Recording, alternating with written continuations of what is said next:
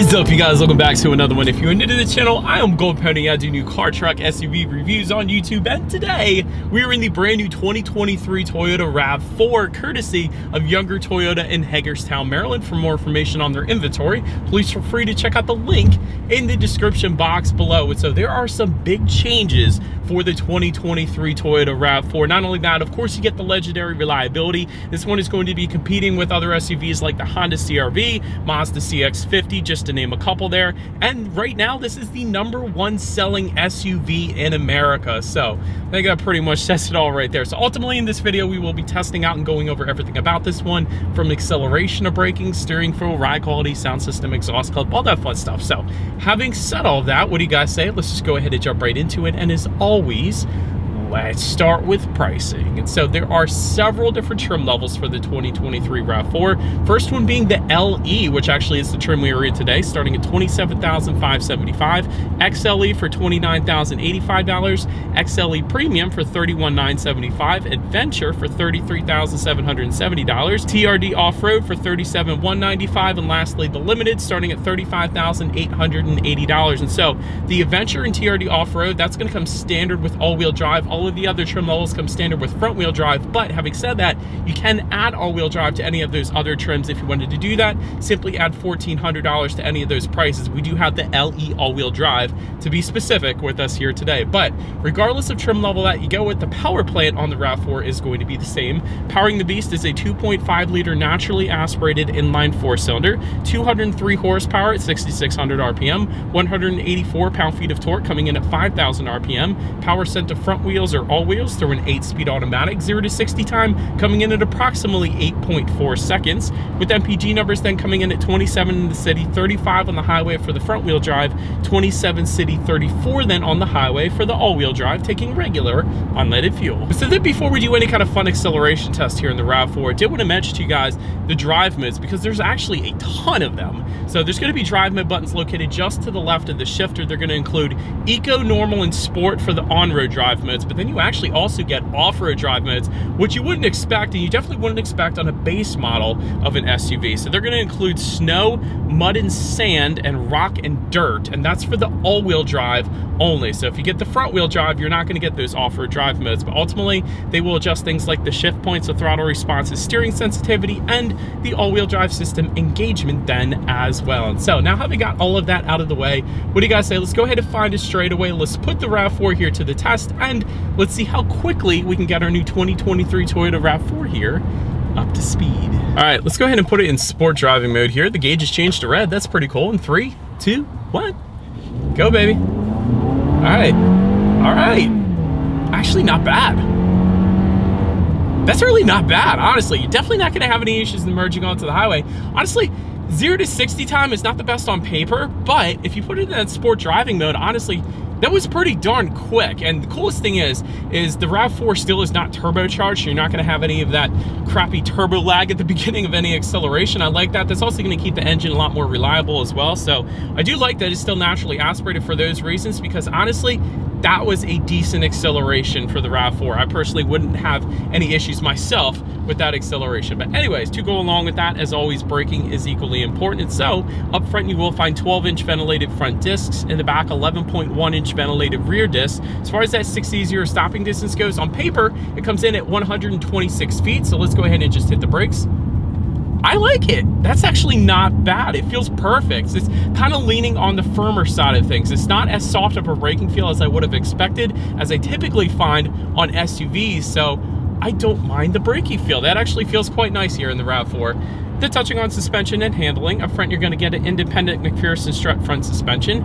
In the back, independent multi-link rear suspension, front and rear stabilizer bars. As far as ride quality goes, in my short little test drive here on some very nice Hagerstown roads, I'll say that, it's been pretty decent. I don't mind it. Ride quality is definitely on point. I don't have any issues there. As far as steering feel goes, You can notice the difference when you put it in that sport driving mode. When you put it in the sport driving mode, it is a noticeably heavier feel to the steering. Better points you in the direction that you want to go. But then if you take it out of that and just put it in eco, instantly loosens up the steering feel. So much more loosey-goosey. So I do like that the steering sensitivity is adjustable based on the drive mode, because if you didn't want that looser steering feel, like typically with me that's the case, you do have that sport driving mode to firm it up a little bit. So I am a big fan of that. As far as cabin noise goes, I will say you do get a little bit of road noise. We're going 55 miles per hour right now, so I'll let you guys be the judge off of my road mic here if you like it or not.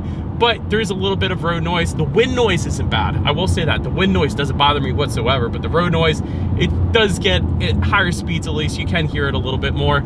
Touching on visibility, I can see perfectly fine out the back. Typically, with a shape like the RAV4, you're definitely not gonna have any issues with rear visibility at least. But I did want to also mention for the XLE trim level and up, touching on forward visibility, you do get rain sensing windshield wipers as well. So that's pretty cool. Obviously, we don't have them today, but essentially what that means is whenever the RAV4 detects any kind of mist or rainfall, it's gonna automatically turn on those windshield wipers for you. Just kind of like automatic headlights. It's just one less thing you gotta worry about.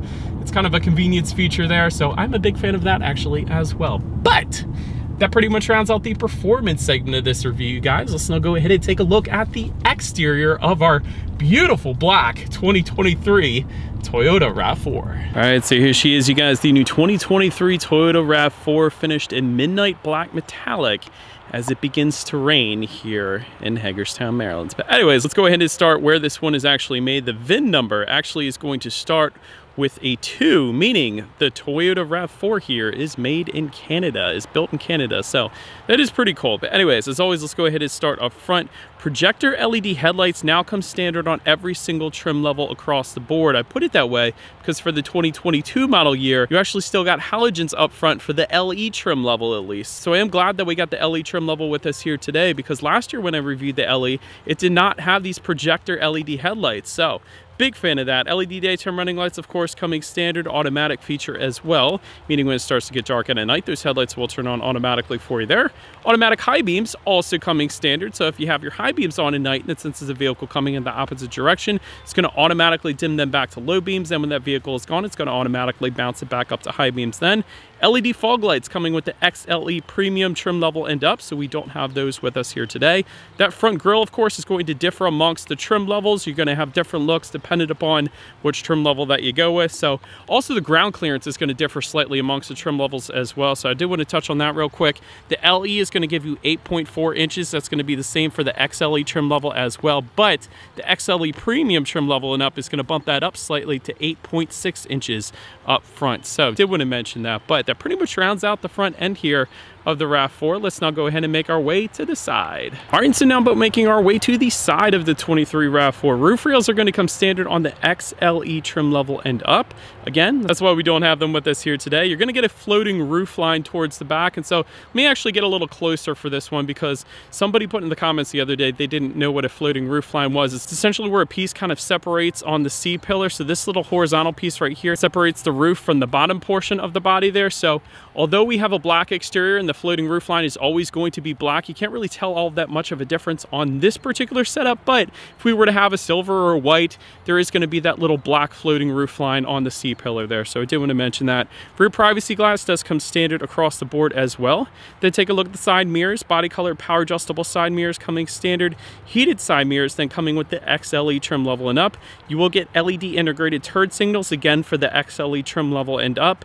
Gloss black side mirrors for the TRD off-road, and then puddle lights coming with the limited, so you don't step on any puddles here since it's raining. But anyways, let's take a look at the wheel configurations, again differing amongst the trim levels. 17-inch steel wheels with covers coming with our LE trim level that we have with us here. 17-inch gray metallic alloy wheels coming with the XLE.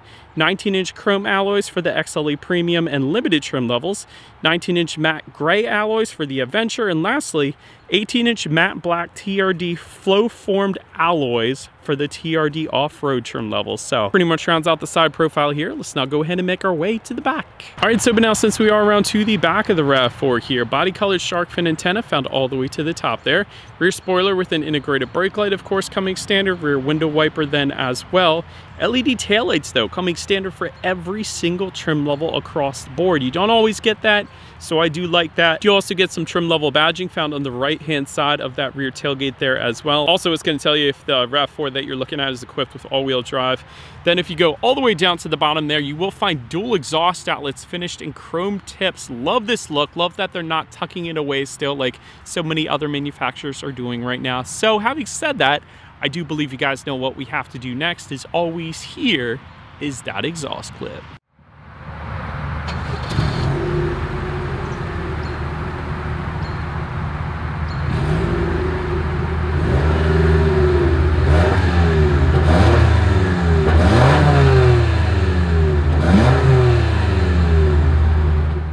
All right, so but now since we are around to the back of the RAV4, when it comes to opening that rear tailgate, it is going to be a power tailgate for the XLE Premium trim level and up. Otherwise, you're going to get a manual tailgate. So anyways, I'm just going to go ahead and open this one up. But once opened up, cargo capacity comes in at 37.6 cubic feet. If that was not enough space, there is a 60-40 split, meaning the rear seats do fold down, bumping that up to 69.8 cubic feet then.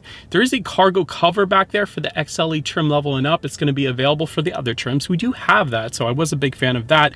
There is some LED cargo lighting. You typically still find halogen bulbs in the cargo area, so I was surprised to see that we had LEDs back there. 12-volt power outlet is going to be available for the XLE trim level and up. Then if you were to lift up underneath of that cargo floor, you will find a spare tire as opposed to the fix-a-flat. And there was some indented kind of cargo box storage on the right-hand side of that cargo area, and plenty of chrome-plated tie-down anchors back there as well. But so then making our way up to the rear legroom, that is going to come in at 37.8 inches. So for reference, I'm an even 6 feet tall. This is how much space I had back there. 12-volt power outlet is going to come standard for all trim levels across the board.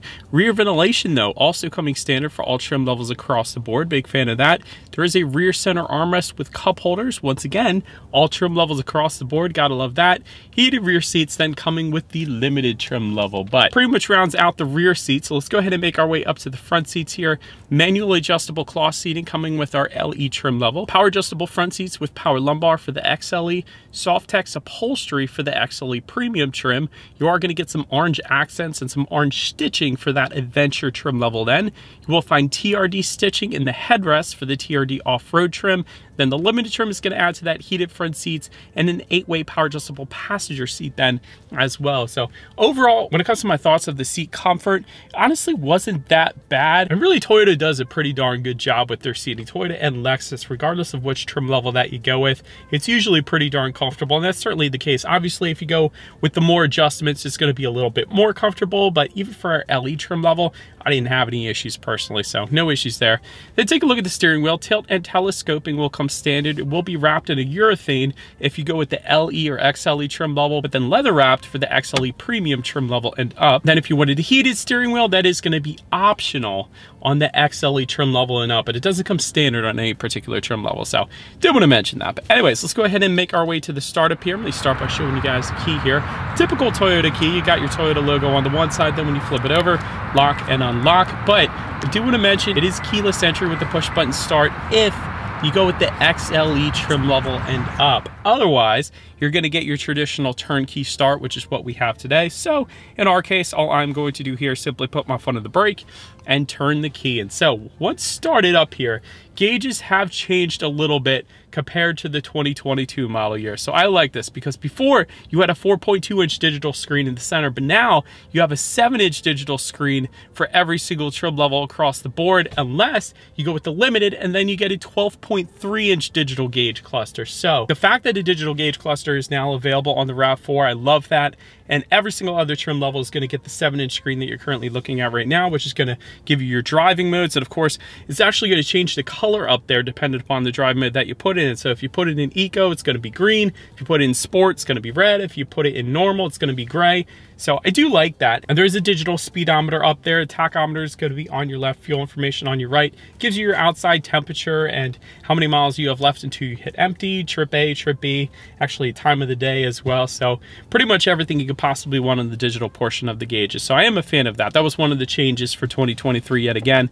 But then making our way to overall interior quality, there's a power moonroof coming with the XLE Premium trim level and up. Overhead sunglass holder is going to come standard across the board. LED interior lighting, yet again, for all trim levels across the board. Even in today, you don't get LED interior lighting typically standard on other manufacturers out there. This is usually upper trim level kind of thing, and it's usually halogen bulbs. So I do like that the LEDs are standard yet again. HomeLink controls are going to be optional. Dual zone climate control coming with the XLE trim level and up. Wireless phone charger, again, is going to be optional. One of the things I thought was pretty cool is you do get a little bit of storage just above the passenger side glove box, although I do wish it would have been rubberized storage because it is just a plastic there, but still, I like that it's there. There is some plastic storage just in front of the shifter as well. USB charging port, 12-volt power outlet to go along with that. Electromechanical parking brake just to the left of the shifter. Got your dual cup holders behind the shifter, and within the center armrest, there's a decent amount of storage there. A couple phone charging ports within that as well. So overall, interior quality is definitely finished on the basic side of things. Personally, I don't mind it, but yeah, it's definitely on the basic side, so I'll just put it that way. Now let's go ahead and make our way to the infotainment screen, because again, this is new for 2023. Both screens actually are going to be new for 2023. So 8-inch color touchscreen display is going to come standard on the LE, XLE, XLE Premium, and Adventure trims. However, if you were to go with that TRD Off-Road or Limited trim, you will get a 10.5-inch color touchscreen display. So it's going to be bigger than what you're currently looking at right now. But Bluetooth and audio streaming will come standard. Wireless, Apple CarPlay, and Android Auto. So big fan of that as well. You can check out your driving statistics up there if you wanted to, along with your radio information. And so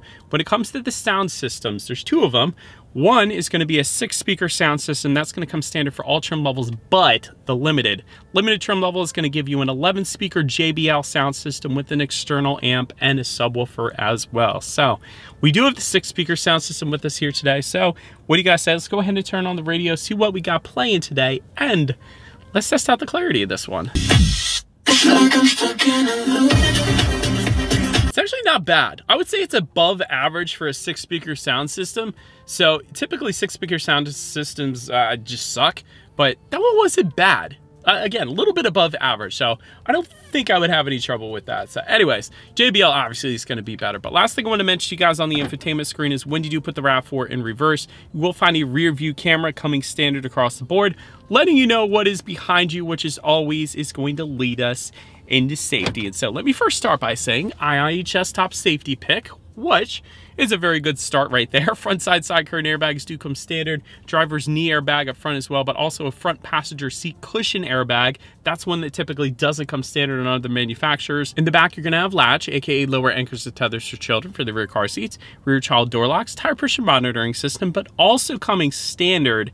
This is new for 2023, by the way, Toyota Safety Sense 2.5. And so this is going to include a pre-collision system with pedestrian detection, dynamic radar cruise control, lane departure alert with steering assist, lane tracing assist, and roadside recognition then as well. Then if you were to go with the XLE trim level and up, it's going to add to that a blind spot monitoring system with rear cross traffic alert. Then the Limited is going to add to that front and rear parking sensors. And so when it comes to my final thoughts here of the 2023 RAV4, standard safety is pretty darn good, so definitely a big fan of that.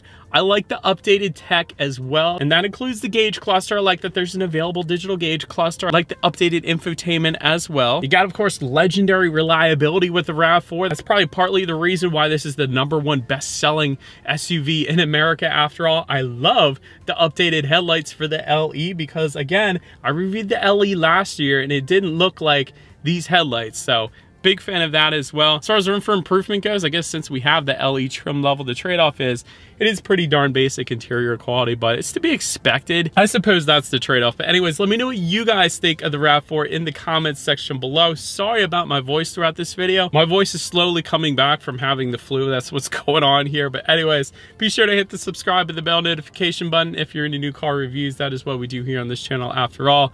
Do appreciate you guys watching more than you know, and I will see you guys all in the next video. Stay gold.